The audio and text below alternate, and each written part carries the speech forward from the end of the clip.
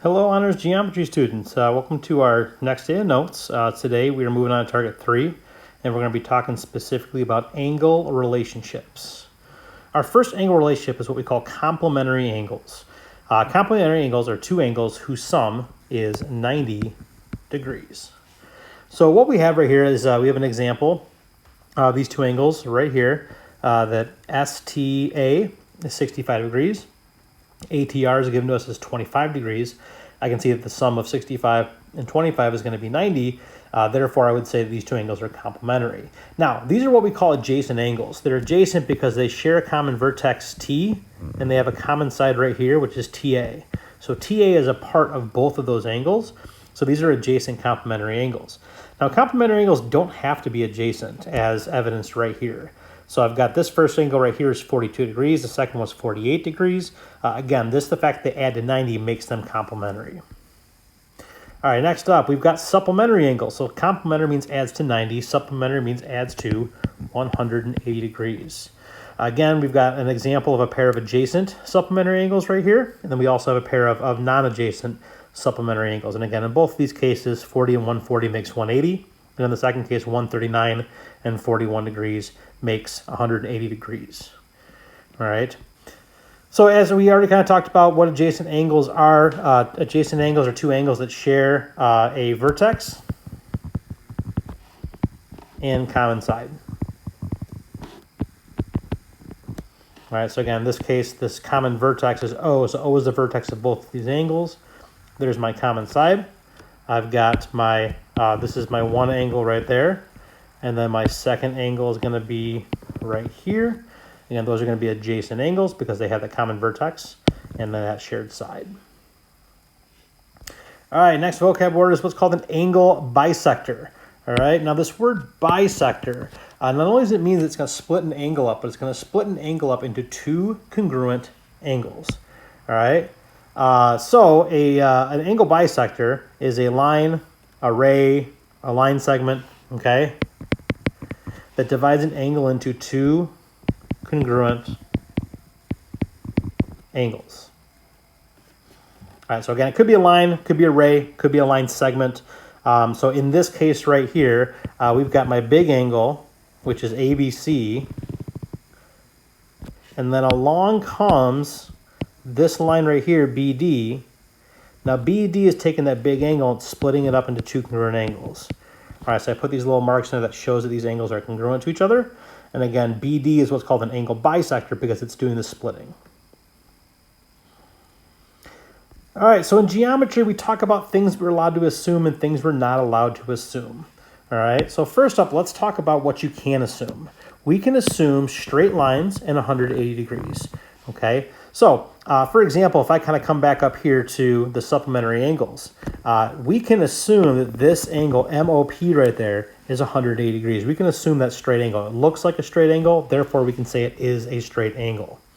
All right. We can assume collinearity of points. If 3 points look like they're together on the same line, then I can say, yes, they are together on the same line. And then the last thing is the general position of points. Again, the points are where they appear to be. We don't need to prove that. Now, in geometry, there's also a lot of things that we're not allowed to assume. We need to prove that these things are true, or we need to be given some sort of diagram telling me these things are true. Okay, so one of the things I can't assume are right angles. Okay, just because something looks like a right angle doesn't mean I can say it's a right angle. So for example, if I draw an angle that looks something like this, oops. So I draw an angle that looks like this. Okay, that purple angle right there, that looks like a right angle. But I can't assume that it's a right angle unless I have a symbol like this telling me that that's a right angle. Or I can tell you that the angle is going to be a right angle. All right, I can't assume anything is congruent, okay? That's also something we're not allowed to do in geometry, okay? We can't assume anything is congruent. So again, if I have two line segments, one right here and one directly underneath it. Now, these two line segments look like they're exactly the same. If that's AB, we'll call this one XY. They look like they're the exact same length. However, if I don't tell you they're the same, I can't assume that they're congruent. Okay, so how we show they're congruent is by putting a tick mark. So if I am given that AB and XY are congruent, well, then I can go ahead and say that segment AB is congruent to segment XY. Same thing is true for angles. Just because I have two angles, so again, if I have maybe one angle that looks something like this, and then I kind of split this up. Now, even though these two angles right here might look like they are congruent to each other, I cannot assume that. I need to know that they're congruent. All right, the congruency marks we use for angles are going to look like this, a little arc in the corner like this. So if I had those two marks, then I could say, yes, those angles are congruent to each other. Okay. The other thing I can't assume is relative sizes of segments and angles. I can't say, oh, that looks like it's about 25 degrees. That looks like it's about this. I'm not allowed to assume that. Okay. And the last thing we can't assume, and this kind of goes with the right angles piece, I can't assume that two lines are perpendicular. I also can't assume two lines are parallel. So again, if I'm given a pair of lines, one line looks like this, the other line looks like this. Again, those lines look like they are parallel, but unless I'm given that they're parallel, I can't assume that. And to show two lines are parallel, we put these little arrows on them like this. So if I have a little arrow, two little arrows on here, one on the top, one on the bottom, that's how I show these two lines are parallel to each other. All right, so let's go ahead and do a couple examples here. Let's look at some supplementary angles. So look at this diagram on the right-hand side over here. I have, looks like 3 different angles that I have measures shown. All right, so I want to find a pair of complementary angles, a pair of supplementary angles, and a pair of adjacent angles. So first up is supplementary. We want two angles that add up to equal 180 degrees. So my 3 measures I have are 52, 58, and 128. And we can just kind of play around with these and figure out, well, which two are going to add up to equal 180. And in this case, it's going to be those two angles right there, the 52 degrees and the 128. If I add those two together, I'm going to get 180. So my pair of supplementary angles are angle ABD and angle BDE. Now remember, with both these angle names, I can write them forwards or backwards, but the vertex B for that first angle and then D for the second angle has to be the second letter. All right, next up, let's go complementary now. All right, so what angles are complementary? So these two angles are going to add up to equal 90 degrees. Well, we can obviously take that 128 out. It's going to be 90. That's way too high right there. So let's go ahead and check 52 and 38. Let's add those together. 52 and 38 equals 90. We're good. All right, so angle ABD is the first angle, and then angle BDC is going to be my second one. Last but not least, I need adjacent angles. And remember, adjacent angles are just basically, adjacent means next to. So two angles that are right next to each other, and they have to have a common vertex. Okay, so I just want to go ahead and talk about this real quick.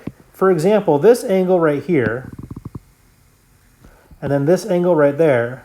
Now, those two angles have a common side. If you look at this, they both share this side. That side right there is part of both of those angles. However, the vertex for the top angle is B. The vertex for the bottom angle down here is D, so that is not an example of adjacent angles.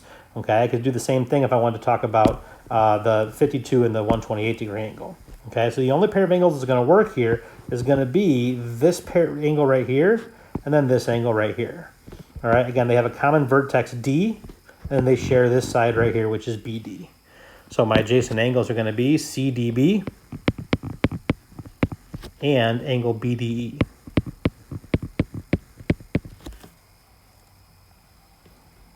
All right, next up, we're going to move on and talk about some different, these are kind of like word problems here. Okay, so the measure of one of two complementary angles is 3 greater than twice the measure of the other. All right, so we got to translate this into an equation. Okay, so we're dealing with 2 separate angles here. So I'm going to call one measure of angle 1, and I'll call the other one angle 2. So the measure of one of 2 complementary angles is 3 greater than twice the measure of the other. That means one of these angles I don't know anything about, so I'm going to call it X. Now the second angle is 3 greater than twice the measure of the other. So 3 greater than twice the measure, well, twice the measure is going to be 2 times X, and then 3 greater will be plus 3. So now I have my 2 expressions representing my 2 angles. Now, the other piece of information I know about these angles is that 2 angles are complementary, which means if I take these 2 angles and add them together, it's going to equal 90 degrees. So I'm going to take X for angle 1 plus 2X plus 3 for angle 2 is going to equal 90. Combine like terms, 3x plus 3 equals 90. Subtract 3 from both sides. 3x equals 87. We'll divide by 3, and x will equal 29. Now, 29 is the measure of that first angle right there. Okay, so it is looking for the measure of each one of these angles. We want to go back here, make sure we answer the questions being asked. All right, so the measure of angle 1 I just found to be 29 degrees. Now, the other angle is going to be the complement, or I'm just going to go 29, subtract that from 90. So 90 minus 29 is going to be 61 degrees. So here are my two angles. All right, now this next one is a bit of a challenge problem. All right, so here's what I want you guys to do. I want you guys to pause the video right now. I want you to try to figure out this equation on your own. Okay, pause the video, and this is something that I'm going to set the equation up for you, and then we'll solve this together in class tomorrow. All right, like I said, this is a tough one. Your equation is going to look like this. 180 minus x is equal to 3 times 90 minus x minus 60. So this is the equation that you're going to deal with in this one. And again, it all comes from breaking down this sentence up here into an actual algebra equation. And we'll talk about more so where that comes from tomorrow when we talk in class. Again, this is a little bit more of a challenging problem, so if you want to go ahead and try to solve this, go for it. All right, so moving on to the next couple of vocab words, we've got what's called a linear pair and what's called vertical angles. Okay, so a linear pair is going to be, they are adjacent angles, so we talked about that form a straight angle. Okay, so basically it's a straight angle split up into two angles. So right here, I've got my straight angle. All right, this is MOP. O is my vertex right there. And then I went ahead and I said, hey, I'm going to take this and I'm going to split this up into two separate angles. Okay, so angle number 1 right there is 40. Angle number 2 is 140. So it is a linear pair. Okay, linear pairs will always add up to 180 degrees. All right, next up is vertical angles. The pair of angles form the intersection of two straight lines. And these are going to be opposite angles formed by the intersection of two straight lines. Again, I say opposite because they are across from each other. Adjacent is next to each other, whereas opposite is going to be across from each other. All right, so for example, if I look at this right here, I have four angles, angles 1, 2, 3, and 4. Angles 1 and 2 are adjacent angles. They are next to each other. All right, angle 1 and 4 are adjacent angles. Okay, but angle 1 and 3, these are opposite angles, and this is what a vertical angle pair is going to look like. Okay, I could also say that angle 4 and angle 2 are also a pair of vertical angles, as evidenced over here as well. Okay, vertical angles are going to be congruent. All right, so I can see that over here. I've got, this angle right here is 46 degrees, and this one right here is 46 degrees. And then this angle up here is 134 degrees. This one down here is also 134. Vertical angles, and they are congruent to each other. All right, so let's go ahead and do an example. Example number 3 here, find the measurement of angles. Now, as I read through this, one of the first things you'll notice is take a look at this, 2x plus 40 for this one, 2y plus 40 for the second one, and then x plus 2y for this last one. We have two separate variables, which means we're going to need to use a system of equation in order to solve this. Let's go ahead and label the diagram first. All right, so ABD is going to be 2x plus 40. All right, that's going to be this angle right here. Angle DBC is going to be 2y plus 40. And then lastly, EBC is going to be x plus 2y.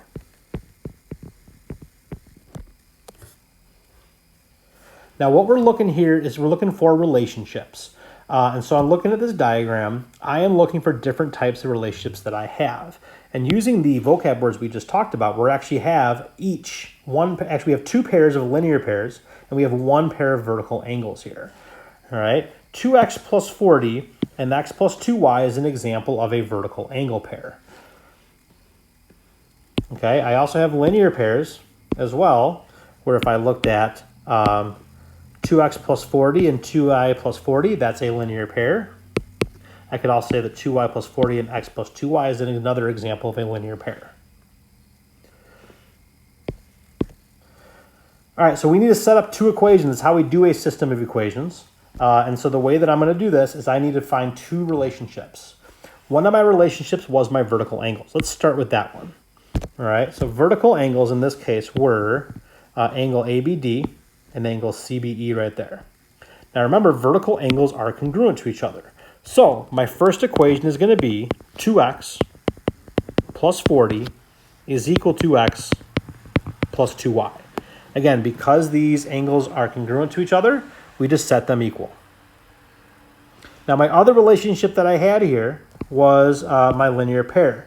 Now it doesn't matter which pair you pick, okay? I'm going to pick this top pair, 2x plus 40, 2y plus 40. Again, I could do 2y plus 40 and x plus 2y. Doesn't matter which pair that you pick. All right, so I'm going to go ahead and write this out. Again, my linear pairs are supplementary. So angle 1, which is 2x plus 40, plus angle 2, which is 2y plus 40, is going to equal 180, again, because these add up to 180 degrees. All right, now what I want you to do is go ahead and pause the video right now, and I want you to rewrite these equations, get all the x's and y's on the left side and all the numbers on the right side so we can do elimination. Pause the video, move your variables around, and we will start it up in a second. All right, my top equation after moving around becomes x minus 2y equals negative 40.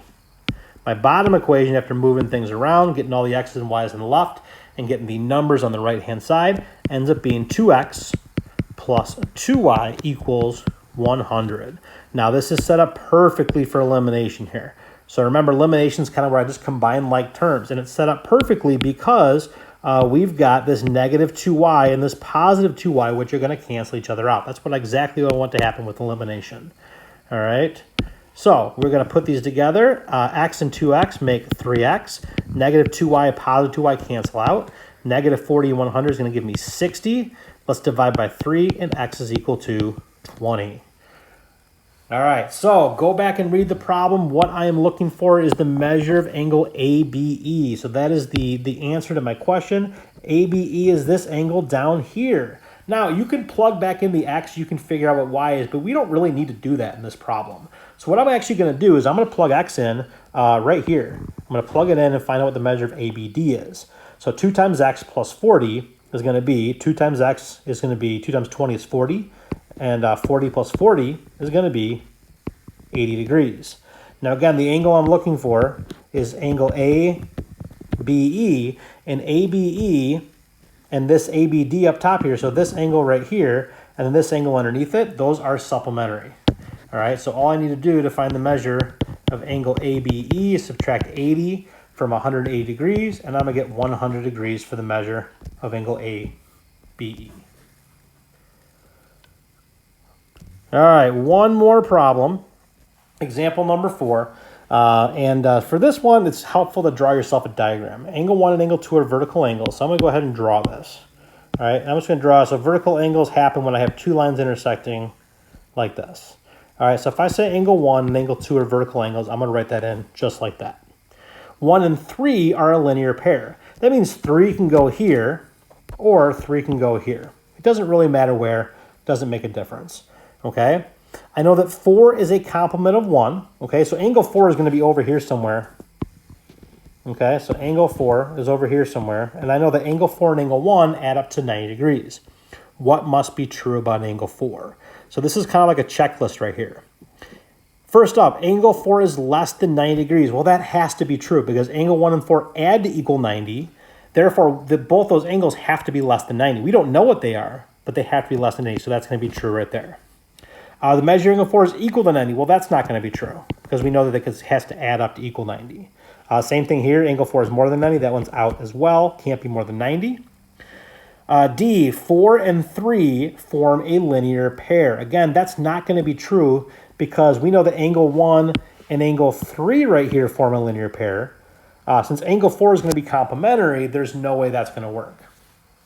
Okay? The last one here is that angle 4 is a complement of angle 2. Well, we already know right here that angle 4 and angle 1 are complementary. The other piece of information that I know by looking at my graph over here is that angle 1 and angle 2 are vertical angles. Well, vertical angles are congruent, which means I could go ahead and take this out here, and I could replace that angle 1 with an angle 2.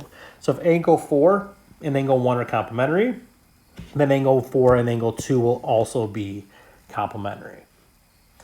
All right, so there's a lot of vocab here, okay? And some of these problems we did are definitely a little bit more challenging than some of the stuff you're going to see in your homework, okay?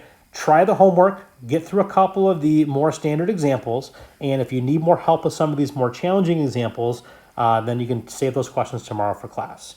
All right, hope you guys have a good day.